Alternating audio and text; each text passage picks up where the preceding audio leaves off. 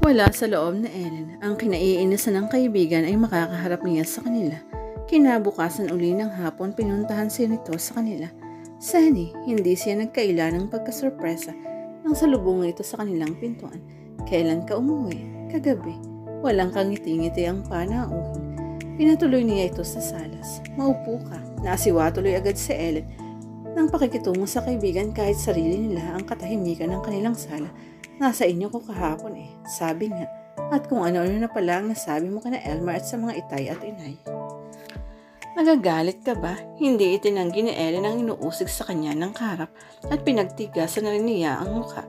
Sinong matutuwa? Nakagalitan ako sa amin kagabi ni na itay at inay. Nasampal tuloy ako ni itay. Automatikong hinarap ng mga mata niya ang baka sa mukha ng sinabi ni Senny. Wala siyang nakita at lalo lamang siyang sinimangutan nito. Baka naman hindi lang yun ang laman nila sa akin ang kasalanan mo sa kanila, Senny. Kaya ka napagbuhatan ng kamay ng itay mo. Hindi niya matanggap na sa kanya ay pinapataw na lahat ng kaibigan ang sisi sa pagkagalit dito ng mga magulang. Anong ibig mong sabihin? Hindi ka umuwi nung isang gabi at maghapon ding wala ka sa inyo kahapon. Ganun na lamang ang pagkabalisa nila sa iyo, pati ni Elmer. Alam kong ginagawa ko, Ellen. Kaya pwede ba? Huwag mo na lang akong pakikialaman. Hindi makapaniwala si Ellen sa naririnig sa bibig ng kaibigan. Siya na dating kapalagayang loob nito at para silang magkapatid kung magturingan ay pinagtataasan na ngayon ito ng boses. Nasasaktan siya. Oo, ganun lang pala Namait ang ngitis ni Ellen sa mga labi at kung ikinagalit mo ang ginawa ko, Sunny, sorry. Humingi siya ng paumanhin. Kaya ako lang namang nabanggit agad yan kay Elmer. Inaakala kong iyon ang tama para mahabol ang mali mong iniisip sa sarili mo.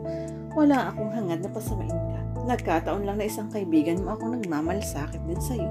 Kaya ako tumutulong ng ganito sa inyo ni Elmer. Ngayon kung hindi mo makita ang malinis kong hangarin, bahala ka na. Kaya lang ako nagpunta rito, Ellen, para ipaalam sa'yo. Hindi ko pa ginagawa yung mga idinandal mo sa kanila. Narito pa rin sa tiyan ko ang kagagawa ng Elmer na yun. Salamat naman kung nakapag-isip-isip ka na. Patuyanin ang tungkol. Hindi na ako magtatagal. Sinabayan na yun ni Senny ng pagtayo. Pag nagkita kayo ni Elmer, sabihin mong buntis pa rin ako. Hindi na lang pinansin ni Ellen ang sinabi ni Senny. Nakaramdam siya ng pag-iinit ng kalooban. Lalo lamang siyang nasasaktan. Pinabayaan na lang niya itong umalis. At nang nararamdaman niyang galit sa kaibigan, ay nauwi na lamang sa pag-agos ng luha sa kanyang mga mata. Dapat nga magpasalamat siya sa akin.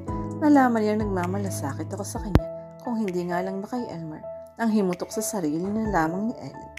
At tumigas sa damdamin niya ang pasiyang huwag nang makialam sa kaibigan kahit paano mangyari. Ngunit parang sinusubok ng mga pangyayari sa Ellen.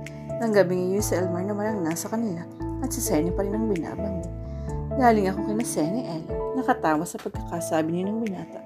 Nagkasundo rin kami. Pinagharap kami ng mga itay at inay para kaming nakahinga ng maluwag nang malaman namin.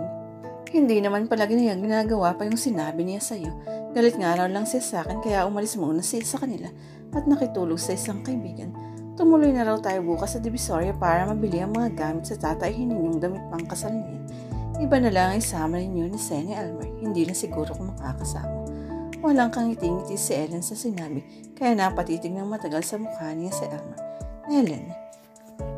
Nakita ni Ellen sa mukha ni Elmer ang pagkabigla sa kanyang sinabi. Ngunit hindi niya iniwasan ang mga mata nitong matagal na napatitig sa kanya.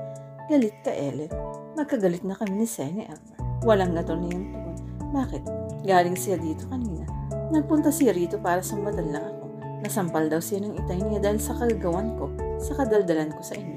Minasama niya ang pagkakasabi ko sa inyo ng binabalak niya. Hindi niya nabanggit sa akin yung kaninang magkausap kami, Ellen. Nababaghang sabi ni Ellen. Baka ayaw niyang ipaalam sa iyo. Kung alam ko, di yan sana munang nasabi ko sa iyo, hindi ang pagkakasundo namin. Kaya huwag mo na lang akong asahan sa lakad ninyo bukas sa Divisoria, Elmer. Pagmamatigas niya. Baka sabihin pa ni Senny, pinagpipilitan ko sa kanyang sarili ko. Teka, Ellen, hindi ko gustong nangyayaring ito. Hindi ko rin ito gusto, Elmer. Ngunit sa kanya nagmula ang dahilan ng paghihiwalay namin ng landas. Wala akong magagawa. Natigilan si Elmer. Sandali silang nawala ng imikan. Parang sabay silang nawala ng sasabihin.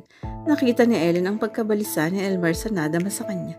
Hindi na talaga siya makapagkunwari ng pakikitungo sa binata sa pabigat ng kanyang kalooban sa mapapangasawa nito. Paano bang mabunit nito? Malalim ang naging buntong hininga ni Elmer. Umuwi ka na lang, Elmer, para mapahinga ka. Naitugon lang ni Ellen. Tinapos na rin lang ni Sen ang pagkakaibigan namin. Huwag ka na lang mag-intindi sa akin. Pero hindi ko gusto ang ginawa niyang ito, Ellen. Bakit niya mamasamay ng ginawa mo gayong nagmamalakasakit ka lang sa amin? Hindi na nga niya nakikita yun, Elmer. Kaya ako nasaktan. Ibang-iba na siya ngayon pati magsalita sa akin. Hindi ko mapapalampas ang inasal niyang iyan sa'yo, Ellen. Kakausapin ko siya. Huwag na. Baka lang magkagalit pa uli kayo. Nakakahiya kasi sa'yo. Nalambungan ng lungkot ang kaninay galak na mukha ni Elmer. Naramdaman ni Ellen ang pagkapahiya sa kanya ng binata dahil sa kasintahan. Hindi nagtagal ay nagpaalam na. Ako na lang ang humihingi ng paumanhin sa iyo, Ellen, sa nangyari. Sabi ni Elmer nang ahead siya sa pintuan. Nakakahiya talaga ang inasal na iyong ni Senny. Akala ko pa na may magkakaroon ng hatid na kasiyahan sa iyo nang ibabalita ko sa pagkakaunawaan uli namin. Hindi ko alam na napasama na pala niya ang loob mo. Huwag mo na lang siyang pansinin doon, Elmer. Umalis nang walang kibo si Elmer. Kinabahan si Ellen na baka tutuhanin ng binata ang pag-uusap pa kay Senny, lalo lang magalit sa kanyang dating kaibigan. Inaasahan ni Ellen magkikita uli sila ni Senny sa kanilang trabaho. Inihanda na niya ang sarili sa magiging panunumbat uli ng dalaga at sa tuluyan ng paglayo ng loob niya rito. Ngunit hindi pumasok sa pinangangambahan niyang makita. Nasundan niyo ng ilang araw pang hindi pagpasok ni Senny sa trabaho. Naisip ni Ellen baka humingi na ng bakasyon ng dalaga para sa nalalapit na araw ng kasal. Pati naman sa Elmer ay hindi na rin nakikita ni Ellen sa pagmamaneho. Hindi na napupunta sa kanila. Baka pinahinto muna ng matatanda sa pamamasada. Naisip niya. May pamahiin kasi ang matatanda. Malapit daw sa disgrasya ang mga nakatanda ng ikasal. At maaaring lumakad na nga lamang ng sarili na ng dalawa. Abala na sa paghahanda sa nalalapit na pag-iisang dibdib. Hindi maiwasan na Ellen ang maghimutok ng lihim. Nakakaramdam siya ng pagkirot ng kalooban sa paghihinanakit. Kahit paano naghihintay siya ng maibabalita sa kanya ng binata. Sagot na may isumbong niya sa kasintahan nito.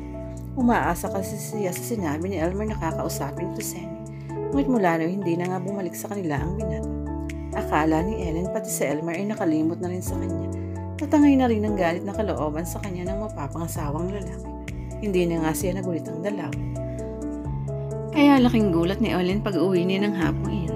Dinatnan na lamang niya sa kanila si Aling Chayong, kausap ng ina niya na naghihintay sa kanya. Iniyakan agad siya ng matanda sa pag-uusap nila. Hinahanap sa kanya si Senny. Kahapon pa sana ako pupunta rito, Ellen. Sa pagluha ay nasabi ng matanda sa pagkakaharap nila sa upo sa sopa. Kahapon pa ako tinataboy dito ng mga segundo mo. Baka raw may alam ka sa paglayas uli ng kaibigan mo. Ngayon nga lang ako nakalakad dahil sa kayang idinudulot sa amin ni Senny. Hindi ko alam yan, Aling Chayong. Nakabigla kay Ellen ang nalamang iyon sa panahon. Kailan pa ho siya umalis? May 3 araw na. Sandali naman ho. Kaya siya nagpunta. Binabalik niya sa matanda ang pagtatanong. Aywan ko ba naman sa kaibigan mo yan, Ellen? Hindi na yata iniintindi ang aming nagiging kahiyan. Ibig-ibig nang banggitin ni Ellen sa matanda ang pagkagalit sa kanya ng anak nito. Ibig niyang magsumbong. Akala ko ho ba ay nagkasundo na sila ni Elmer. Iba na lang ang sinabi niya.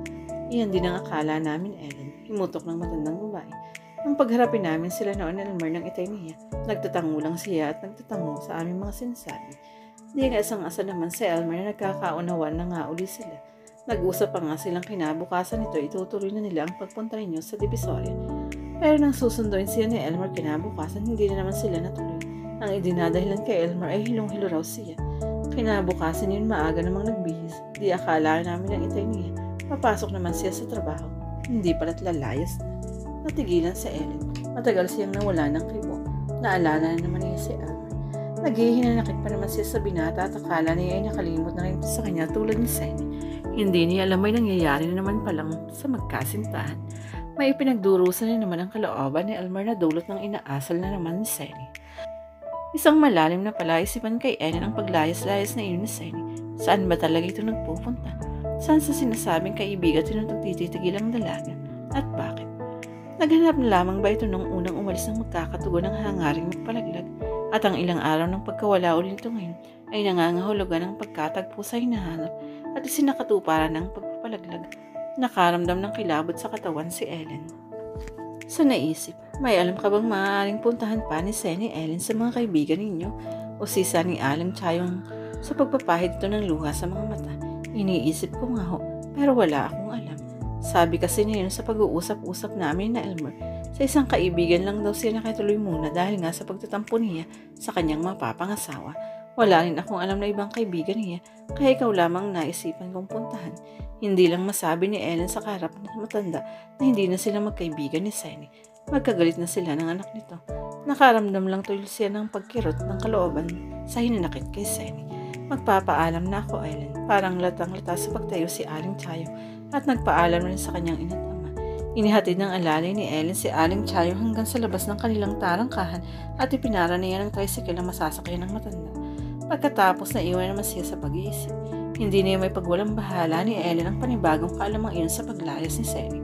Nakaramdam naman siya ng pagkainis sa dating kaibigan at naroon naman ang pag-aalala niya kay Elmer.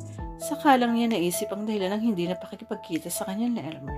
Baka napapahiya na sa kanya ang binata sa mga nangyayari.